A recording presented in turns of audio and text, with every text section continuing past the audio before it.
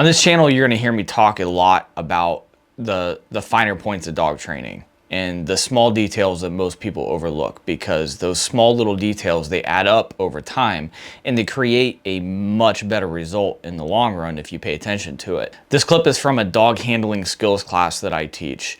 And the focus of this class is to teach dog owners how to utilize the training that the dogs have already received. This is something that's being sorely overlooked in this whole industry. If the owners are not able to do the stuff with the dog, they're not going to have results. You have to teach the owners how to work the dog.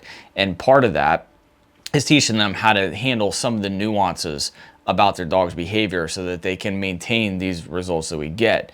If you're a dog trainer and you are doing a 2 to 4 week board and train or whatever you do, and you teach the dog all these skills, but you're not effectively communicating to the owners what the dog can do and how to manipulate them in certain situations and how to work them when it matters, it's no good. They spent all this money for absolutely no reason. Keep an eye on the channel, guys. I'm gonna keep posting more and more of these, kind of showing some of these subtle nuances that I love talking about. I'm obsessed with doing stuff like this. It's, again, it is the little tiny things that when done properly, they add up over time and they completely exponentially expand your ceiling for your possibilities with your dog. Enjoy. It's a little bit better. So this is kind of slapping a Band-Aid on it.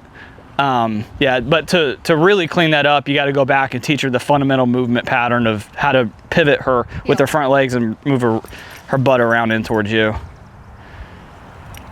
So the biggest thing is that she needs more leg.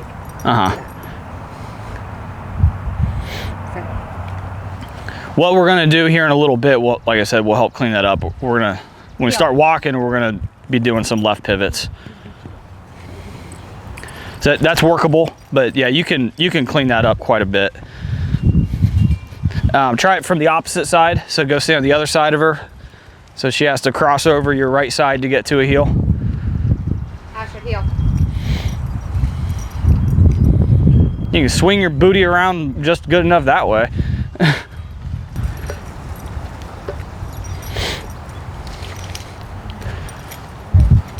No, sit.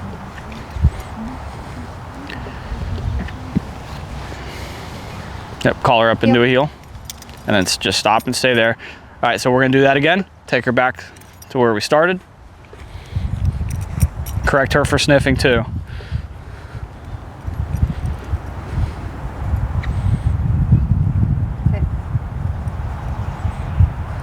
So say heel and start walking first, and just go 3 or 4 steps before you stop again. Okay, heel. And stop right there. Correct her. She's getting away with sniffing, so she thinks she's gambling. She thinks that there's a chance you're not going to correct her, so you got to get really, really set and determined on it. She didn't even flinch though, did she? She felt it. Okay. All right, so say heel 2 or 3 steps and then stop. Heel. There you go. Now leave her there. Watch her out of the corner of your eye. Now tell her to heel. Heel. And just go to that cone and release her. Yes. Yes.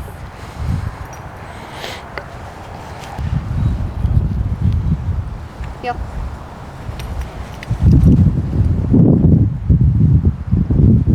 Heel.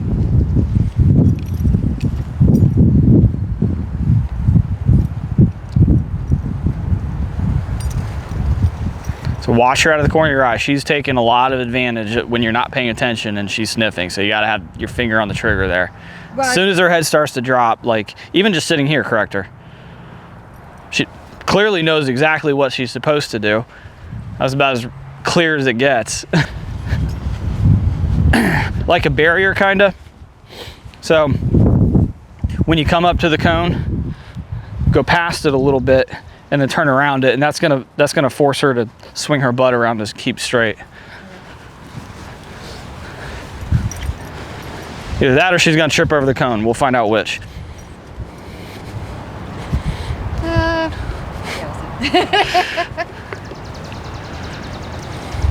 Again, watch her nose.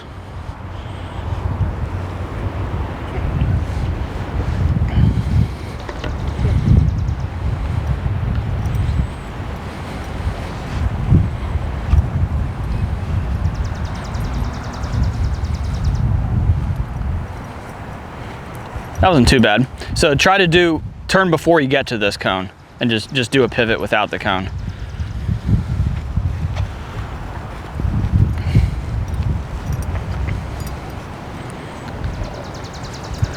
She does better while she's moving because it's easier for her to straighten herself back out after a few steps.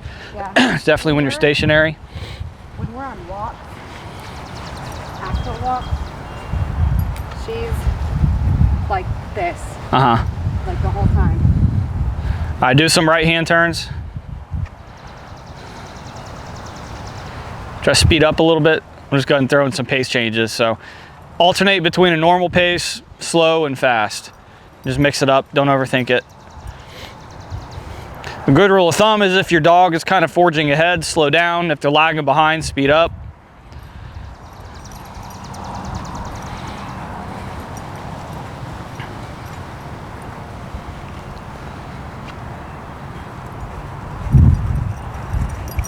All right, go ahead and stop. Let's do a couple little pivots to show you how to do it here. Just for her, it'll help her. So come here, Astrid, come here, sit, heel. Good girl, there you go, that's a good girl. So when you get her into a heel, if you just practice this, heel, heel, heel, heel. There you go, heel, heel. There you go, heel. Before you start moving, instead of starting from right here, just so you can get a lot of repetitions in, just kick yourself out like this and practice having her scoot her butt over like that, and that'll help just while you're doing what you're doing anyways. Just start teaching her to get some rear end awareness there. Heel, and then start to exaggerate. Heel, that turn a little bit. Heel. This is basically a left turn that we're just doing in pieces. So like heel, we're walking here, and when you're moving, she just kind of pauses with her front legs and then waits, and then she still cuts in at an angle. If you really want to clean that up, and you should, because it'll look really cool when she's doing it like that. Heel, you just work these left pivots like this, where you slow way down. Heel, heel, and she has to go through like the whole motion as you're turning. There you go. You're just slowing it down to give her time to do it. So try that a few times.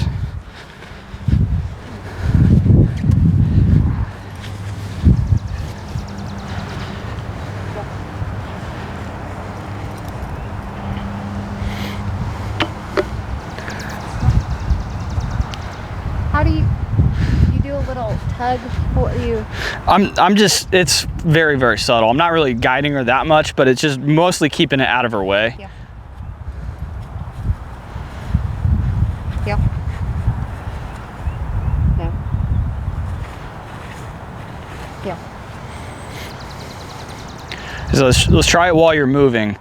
She'll learn on the fly. So just when you're doing those left turns, kind of chop it up into 3 or 4 smaller turns and go real slow. There you go. And then speed up to a normal pace. So it's like you're hitting slow motion as you're doing the left turn. Instead of like with Kaya, we were going pretty quick. You're slowing way down, letting her get comfortable with that whole movement pattern. The more comfortable she gets with it, you spend a week on this, then you could go faster and faster and faster, and she'll be swinging that butt around like it's nothing.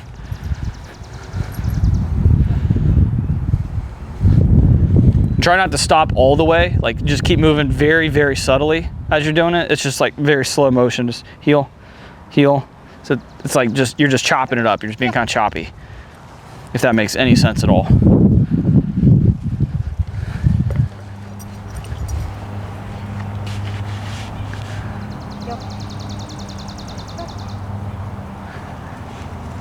And try to go a little tighter. So you're basically trying to keep your left foot almost where it is as you're turning, and you're just swinging your right foot around.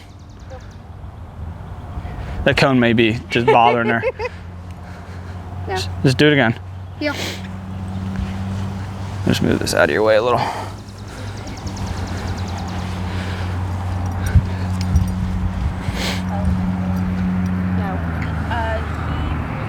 Oh, actually, yesterday he turned. Should have got him a cake. Heel.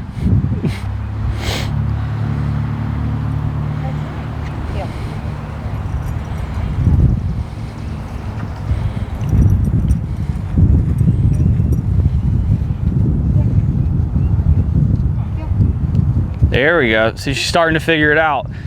Once she knows what to do, but she's still struggling with the muscle memory of how to do it. So you just go slow enough for her to process. And you'll see when she's getting comfortable, and then you just speed it up. So try to do this one just a little bit faster. Not too fast, but just enough to push her a little bit.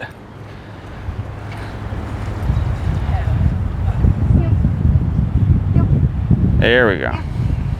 Good girl. Let's do one more and then we'll get Ranger out here.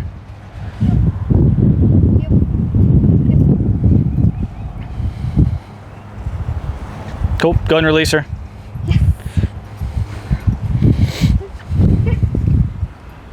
It got her thinking a little bit too, because she forgot about sniffing. She was just dead set on you.